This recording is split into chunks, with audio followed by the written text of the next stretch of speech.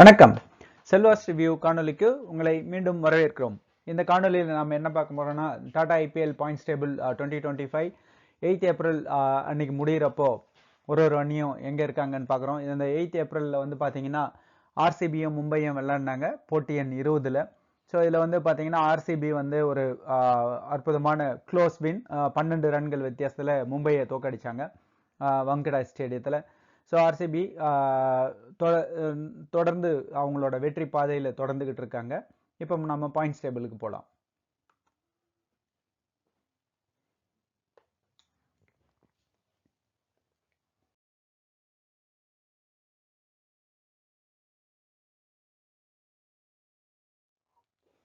So இதில் வந்து இந்த போட்டி முடிஞ்சதுக்கு அப்புறம் ஒரு அணியும் எங்கே இருக்காங்க, எந்த புள்ளிப்பட்டியலில் எந்த இடத்துல இருக்காங்க அப்படின்னு சொல்லிட்டு பார்க்கலாம்.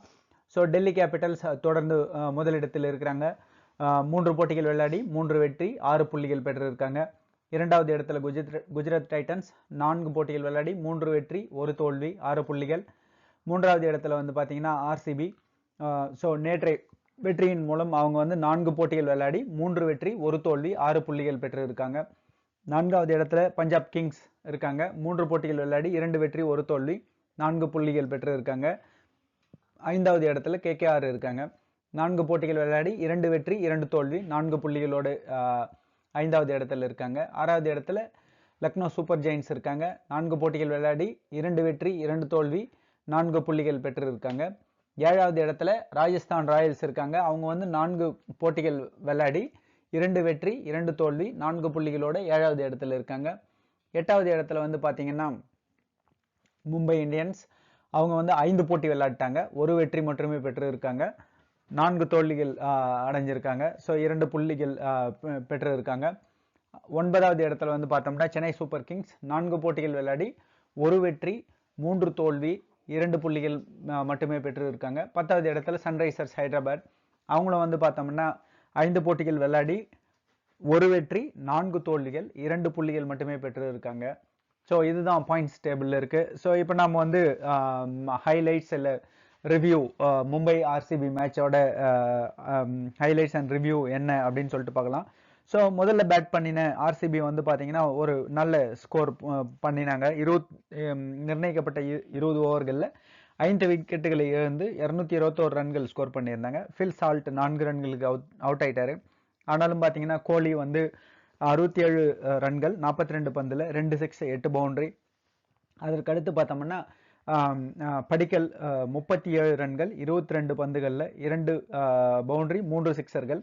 அதற்கு அடுத்து ரஜத் பட்டிதார், அவர் தான் கேப்டனாக இருக்காரு. 32 பந்துகளில் 64 ரன்கள் 5 பவுண்டரி 4 சிக்ஸர். ஸ்ட்ரைக் ரேட்டை பார்த்தீங்கன்னா தெரியும் 200. அதுக்கு அடுத்தது ஜிதேஷ் சர்மா, அவர் ஒரு அற்புதமான 40 ரன்கள் எடுத்தார் 19 பந்துகளில் 2 பவுண்டரி 4 சிக்ஸர்கள். Strike rate 210. ஸோ இதில் வந்து பார்த்தோம்னா எக்ஸ்ட்ராஸ் அப்படின்னு சொல்லிட்டு 8 கொடுத்துருக்காங்க. முக்கியமாக பார்க்க வேண்டியது 7 ஒய்டு போட்டிருக்காங்க. ஸோ ஒரு ஓவர் எக்ஸ்ட்ரா கொடுத்துட்டாங்க. தொடர்ந்து விளையாடின 222 அப்படின்ற சேஸ் இலக்கை நோக்கி விளையாடின மும்பை இந்தியன்ஸ் வந்து பார்த்தீங்கன்னா ரோஹித் சர்மா இம்பாக்ட் பிளேயராக உள்ள வந்தார். ஆனால் 17 ரன்கள் எடுத்து அவுட் ஆயிட்டாரு. நல்லா தான் ஸ்கோர் பண்ணிட்டு இருந்தாரு. பட் 9 பந்துகளில் 17 ரன்கள் அவுட் ஆயிட்டாரு. அதுக்கடுத்து ரெக்கல்டன் விக்கெட் கீப்பர், அவர் வந்து பார்த்தீங்கன்னா 17 ரன்களில் அவரும் 10 பந்துகளில் 17 ரன்கள். அதுக்கடுத்து வில் ஜாக்ஸ் 22 ரன்கள் எடுத்திருந்தாரு 18 பாலில். சூரியகுமார் யாதவ் வந்து ஒரு 28 ரன்கள் 26 பந்துகளில். ஸோ இவங்க வந்து ஸ்ட்ரைக்கிங் வந்து கம்மியாக இருந்தது, ஸ்ட்ரைக் ரேட் கம்மியாக இருந்ததால தான் இந்த க்ளோஸ் போயிட்டு தோக்குற மாதிரி ஆட்டது. அதுக்கடுத்தது திலக் வர்மா வந்து ஒரு 56 ரன்கள் 29 பந்துகளில். ஹர்திக் பாண்டியா அற்புதமான 42 ரன்கள் 15 பந்தில். நிச்சயமாக அவர் இன்னொரு 2 ஹிட்டு விட்டுருந்தாங்கன்னா மேட்சே முடிச்சிட்டு இருப்பாரு. அன்ஃபார்ச்சுனேட்டாக அவர் அவுட் ஆயிட்டாரு. நமன் தேர் வந்து பார்த்தீங்கன்னா 11 ரன்கள். அதுக்கு அடுத்தது எல்லாருமே பாலை கொஞ்சம் வேஸ்ட் பண்ணிட்டாங்க. நிச்சயமாக ஹர்திக் பாண்டியா ஒரு அற்புதமான ஸ்கோர் பண்ணினார், நல்லாவே ஆடினார். இருந்தாலும் மேட்ச் வந்து க்ளோஸாக போயிட்டு அவங்க தோக்க வேண்டியதாகிடுச்சு. அவரோட போராட்டம் வீணில் முடிஞ்சது அப்படி தான் நாம் சொல்லணும். இப்போ இன்றைக்கி வந்து 2 போட்டிகள் இருக்குது. அதை பற்றி நாம் அதனோட ப்ரிவியூ என்ன அப்படின்றத நம்ம பார்க்கலாம்.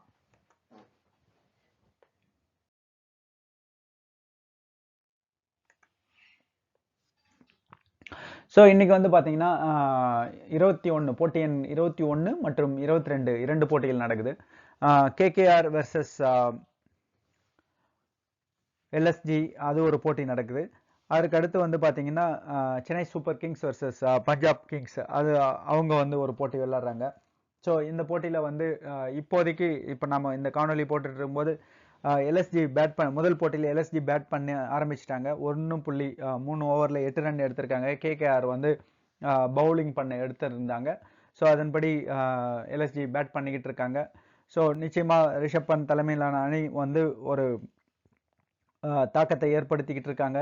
அவங்க வந்து நிச்சயமாக அடுத்த வெற்றிகளை பெற்று அவங்களோட பொசிஷனை கன்ஃபார்ம் பண்ணுறதுக்கு தான் ட்ரை பண்ணுவாங்க. எப்படி இருக்குது அப்படின்றத பற்றி நாம் பார்க்கலாம். ஸோ மற்றபடி பார்த்தீங்கன்னா நாளைக்கு நாம் இந்த போட்டியோட ரிவ்யூ அதுன்றத பார்க்கலாம். அதுக்கடுத்து ப்ரிவியூவில் சிஎஸ்கே வர்சஸ் பிபிகேஎஸ் அந்த போட்டியோட ப்ரிவியூ பார்க்கலாம். இன்றைக்கி வந்து மொஹாலியில் பஞ்சாபில் நடக்க போகிற இந்த போட்டியில் வந்து சிஎஸ்கேவும் பஞ்சாப் கிங்ஸும் மோதுறாங்க. ஸோ இதில் வந்து ஸ்கோரில் வந்து பார்த்தீங்கன்னா பிரபி சர்மா விக்கெட் கீப்பர், ஸ்ரேயஸ் ஐயர் ஒரு அற்புதமான ஆட்டத்தை வெளிப்படுத்திக்கிட்டு இருக்காரு. அதுக்கடுத்து பார்த்தீங்கன்னா Priyansh Arya, Stoinis, Maxwell. So ஒரு ஸ்ட்ராங் டீம் இருக்காங்க. Marco Jansen, Arshdeep Singh, Lockie Ferguson, Harpreet Brar, இந்த மாதிரி ஒரு நல்ல ஒரு டீம் வச்சிட்டு இருக்காங்க பிவிகேஎஸ். அதே நேரத்தில் அவங்க வந்து ஒரு போட்டியிலையும் வந்து ரொம்ப அழகாக ஸ்ட்ராட்டஜிலாம் பண்ணி அவங்க வின் பண்ணுறாங்க. நீங்கள் பார்த்தீங்கன்னா தெரியும், சப்போர்ட்டிங் ஸ்டாஃபில் ரிக்கி பாண்டிங் இருக்கார், பிராட் ஹெடின், ஒரு ஆஸ்திரேலியாவோட மினி ஆஸ்திரேலியாவே அங்கே இருக்காங்க. ஸோ நிச்சயமாக அதனோட இம்பேக்ட் நல்லாவே தெரியுது இந்த டைமோட அப்ரோச்சில். இந்த வருஷம் சிஎஸ்கே பார்த்தீங்கன்னா ருதுராஜ் கைக்வாட் கேப்டன். போன மேட்ச்லேயே ஒரு பெரிய ஸ்பெக்குலேஷன் இருந்தது, தோனி கேப்டன் பண்ண போகிறாரா, அதை பண்ண போகிறாரு, என்ன பண்ண போகிறாருன்னு. பட் தோனி வந்து நல்லா ஆனார். இருந்தாலும் சென்னை தோத்துட்டாங்க அந்த போட்டியில். Dhoni wicket keeper, Rachin Ravindra, Conway, Vijay Shankar, Shivam Dube, Ravindra Jadeja, Ashwin, Noor Ahmad, Mukesh Choudhary. நம்ம ஃப்ளம்மிங் என்ன பண்ணிட்டு இருக்காருன்னு தெரில, எதனா ஒன்று பண்ணி கொஞ்சம் ரெடி பண்ணோம். அதே போல் லெஃப்ட் ஹேண்டடில் ஹேண்டில் பண்ணுற மைக்கேல் லெஸ்ஸையும் கொஞ்சம் எதனா கான்ட்ரிபியூட் பண்ணினார்னா நல்லாயிருக்கும். முடிஞ்சால் 2 பேரும் போய் விளாட்லாம் சென்னை சூப்பர் கிங்ஸுக்காக. ஸோ இந்த மாதிரி தான் இருக்குது. நிச்சயமாக ஓப்பனிங் அப்படின்னு சொல்லிட்டு பார்க்கும்போது ரச்சின் ரவீந்திராவும் கான்வேயும் எதனா கொஞ்சம் ஹெல்ப் பண்ணினாங்கன்னா சென்னை சூப்பர் கிங்ஸுக்கு ரொம்ப உதவிகரமாக இருக்கும். நாளைக்கு இந்த போட்டியோட முடிவு ப்ளஸ் அதனோட ரிவ்யூ எப்படி இருக்குது, ஹைலைட்ஸ் எப்படி இருக்குன்றதை பார்க்கலாம். இந்த காணொலி உங்களுக்கு பிடிச்சிருந்ததுன்னா லைக் பண்ணுங்கள், நண்பர்களோட ஷேர் பண்ணுங்கள். காணொலியை கண்டதற்கு நன்றி, வணக்கம்.